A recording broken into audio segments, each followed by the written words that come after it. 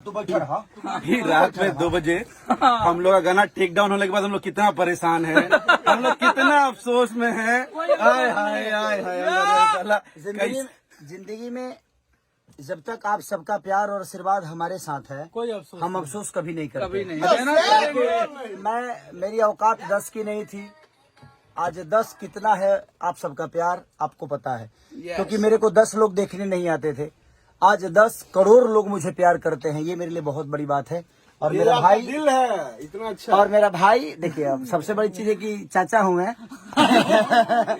और लेकिन हम के चाचा भतीजा के नाता ना रहे। और ये आ गए हमारे बाबा, देखिए वायरल राइटर। तो सारे लोगों का प्यार और आशीर्वाद है।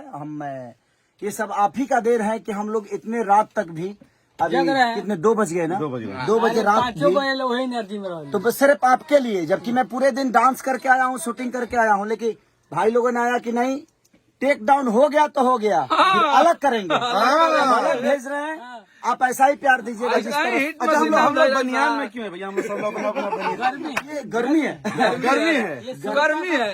ये श्रोता का मोहब्बत की गर्मी है कि इनका प्यार खेसारी लाल यादव को, कृष्णा बेदर्दी, अखिलेश कश्यप, पवन पांडे, विवेक, संजय, हमारे सोना भाई, हमारा राकेश, और ये मेरा भाई सतीश, उधर भी एक भाई है मेरा। सब लोगों के ऊपर प्यार है जनता का, इसलिए हम लोग बनियान में हैं।